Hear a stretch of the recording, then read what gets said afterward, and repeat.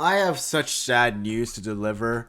This is something that I was actually going to make another video on something else, but I feel like this is more important to address. I was originally going to talk about eating disorders involving K-pop industries, like how they, deal with that, but now I want to talk about how an employee died and how their corporation that he worked for didn't really care much. So, 32-year-old Chinese man dies after intensive work week, receives office text 8 hours posthumously. Now, before I get into that, let's go through his biography just pretty briefly. So his wife talked about his childhood, which we're gonna go through. When he was a child, he migrated to Guangzhou, I think that's how you say it, in Guangdong province, southern China, from central China's Henan province with his parents. Gao used to collect rubbish on the street in exchange for pocket money. While studying at a software college, he worked on part-time jobs to ease the burden. He married his wife, and they never had children, unfortunately.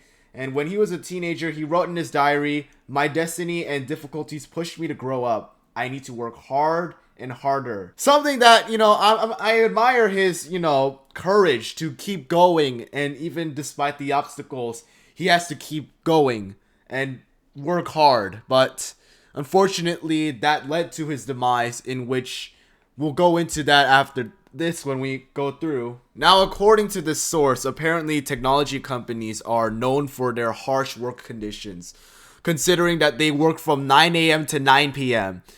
Oh, that is a 12-hour shift, but I guess given the time frame of which that is, it's pretty crazy.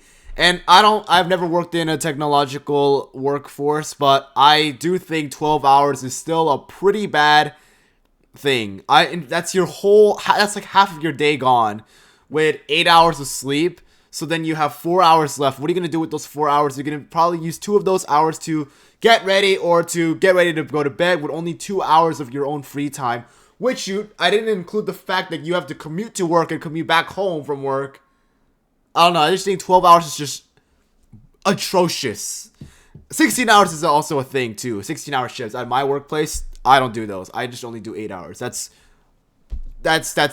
all I can do. However, China does have a labor law stipulating that employees cannot work more than 8 hours a day or 44 hours a week. So basically, I think they're saying there's no overtime, but unfortunately, it was not well enforced. On mainland social media, many people said it was hard to find jobs that allowed 2 days off a week. Wow. Now, apparently, they're still currently investigating this, going through what exactly led up to all of this. Obviously, this is the accumulation of workload. It says here that despite the work that he has to do and how he gets home late every day after 9:30, he still refuses to leave work early or take leave, because he feels like the workload was too heavy and that he should work alongside his team members. I have a very simple solution. I don't know how hard that would be to enforce it, but get other employees. Find them, recruit them. I'm not too sure exactly what this technology company that he works for, but it's not something where I feel like there is a staff shortage. I don't know. This is China. I don't know what happens in China, but I just feel like that's just something that they could kind of work around. At least give him 2 days off. I don't think that's crazy to ask. And I don't think that this is something that needs 24-hour work either. So it's not like someone always has to be at the company. I don't understand exactly what workload is so big for him. I mean, this is a guy who died from work, from the overload of all this. I don't exactly understand why was it so important. And was it even worth it? Don't get me wrong. I'm not saying that it's his fault for all of this. That's not what I'm saying. It's just that it's just very unfortunate. And it's also very weird why the company didn't even regard his health in the first place. I don't know. It's just at some point, you just got to look at their timesheet and wonder, that's a lot of hours. Don't get me wrong. Some people do overtime. I get it. Some people do the extra pay.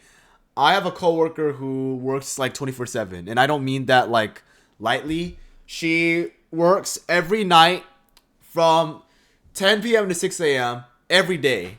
There's even a law where you can't even do overtime.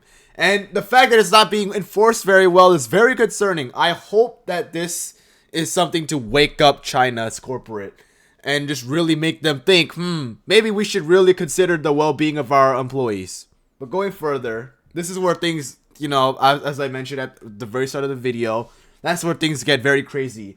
Even after his death, he still gets texted for work.